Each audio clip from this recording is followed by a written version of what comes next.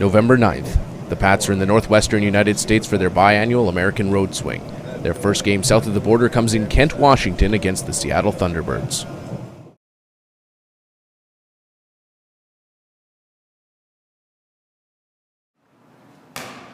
After a quick breakfast at the team's hotel, the players and coaching staff head to the ShoWare Center for a morning skate. Warm-up starts out with a game of sewer or suey ball. The object of the game is to be the last man standing by preventing the ball from touching the ground after you've made contact.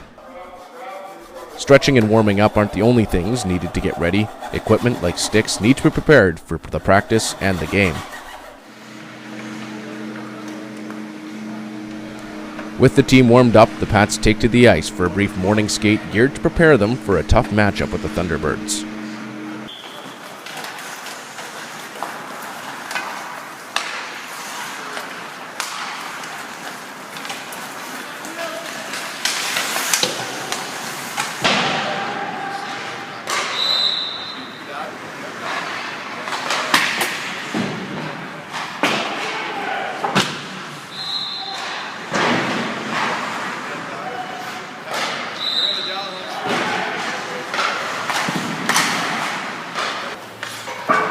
With the morning skate at an end, players begin filtering off the ice to gear down and get ready to head back to their hotel.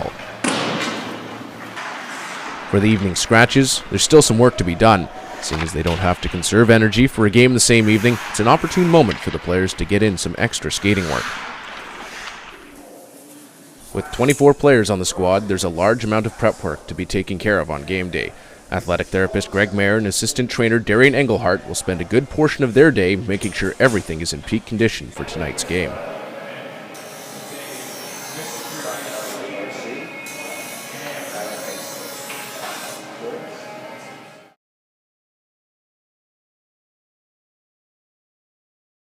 And the coverage that they got here right now, all we got to do is rim this D to D, we got a shot. Okay? So if he goes in, then we can go in as well? What's that? If the defenseman goes in, we go in as We well? go right in on his back. Absolutely. Yeah, and physical. You got to knock him right off the puck. Okay? Go ahead.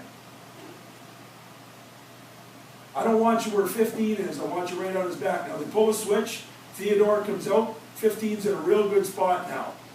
Okay, do we have any questions, fellas? Okay? Again, the biggest thing for us tonight, energy and physicality. Okay? We haven't built up any kind of rivalry with these guys. We play them once a year. Okay? This game has got to mean more to us than it does to them. Okay? More to us than it does to them. It's a road game for us. These are games we have to win. We expect to win at home. Okay? We expect to be over 500 on the road. We're not quite there yet. Okay? We got to just chip away, chip away.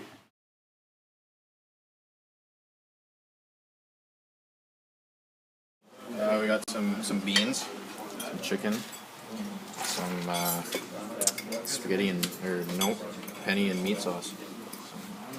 Penny. Say penny. Penny.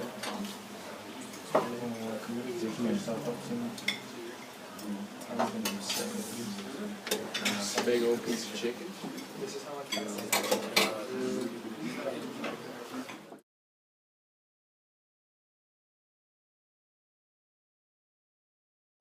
After pregame meal, the players get some downtime to take an afternoon nap or relax ahead of what will be a grueling night.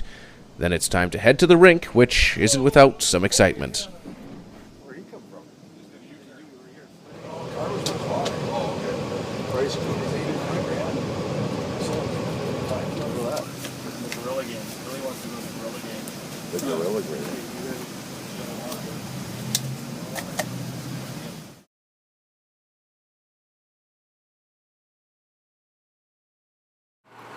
U.S. Division teams have had their way with East Division opponents. The Brandon Wheat Kings and Swift Current Broncos combined for a 1-9-0-0 record on their trips across the border.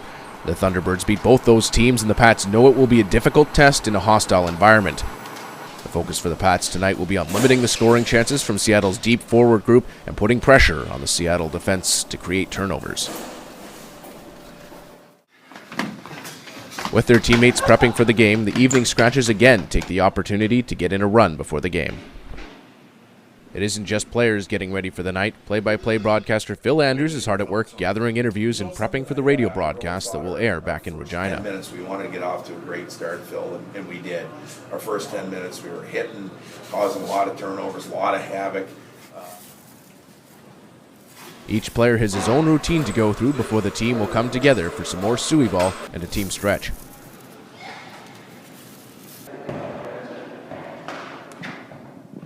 In a more confined space, everything's in play for suey ball, even cameramen.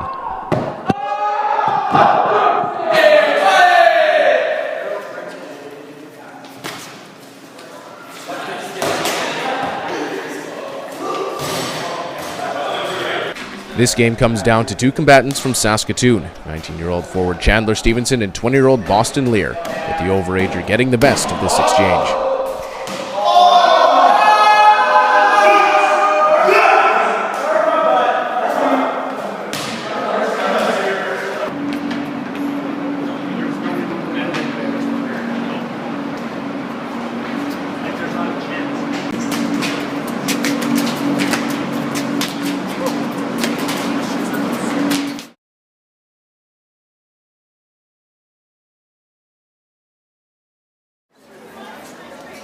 Fans begin filing into the ShoWare Center. Fans in the U.S. Division hold a reputation for being some of the loudest in the WHL, and they'll lend their voices in hopes of a Seattle victory. Shortly after the doors open, the teams hit the ice for their warm-ups. For the Pats, Calgary Flames draft pick Morgan Klimchuk had a huge impact in the Pats' 5-2 win in Lethbridge, scoring 3 times in the game. Pats will need Klimchuk to be at the top of his game once again. At the other end of the ice, the Pats defense will have to contend with rookie phenom Matt Barzal, who enters the game tied for the Thunderbirds' lead in points with Anaheim Ducks prospect defenseman Shea Theodore.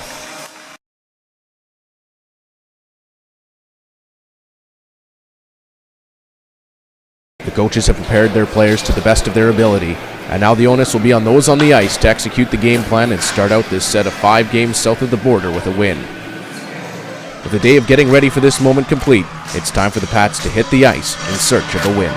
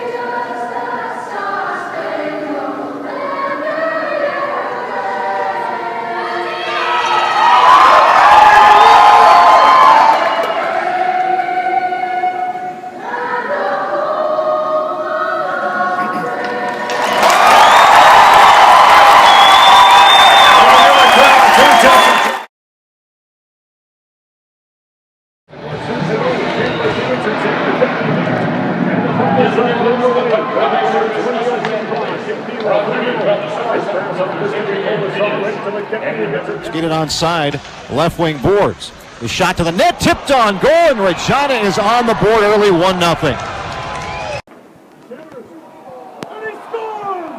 Enzer will skate onto it for Seattle, trying to get the puck ahead, tipped on by Delno, split to the foot, comes it on goal, backhand shot, and he will score! Sinitsin tied up by Barzal. Barzal wins the puck, puts it in front, shot, score! Brandon Truth on the... Despite scoring first, the blue and white find themselves down 2-1 after 20 minutes of fairly even hockey. The Pats know they'll have to up the pressure in the middle frame if they're going to get things on an even footing. On the right board, stolen by Theodore. He overskates the puck, picked up by Stevens, and cross-ice feed. One-time shot, score! And there's the T-Birds failing to clear the puck out of their own end when they had... Morgan Klimchuk keeps up his scoring ways with 2 goals through the first 2 periods, and the Pats seem to be taking momentum over as the game continues.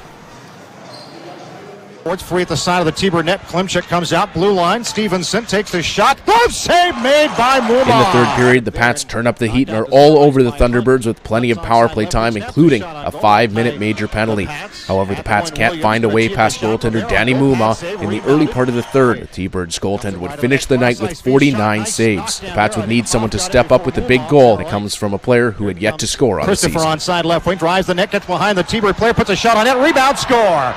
The least effective penalty kill in the league coming into play tonight. Here's Gay. His shot on the net, knocked down, rebound shot, score, and right like that, it's 4-2. Pats have the lead. Troop will sweep the puck in, right wing for Henry. Henry in the slot, snaps a shot, score!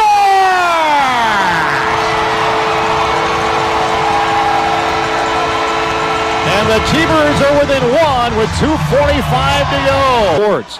Turns and fan on a shot partially, and a length of the shot into the net.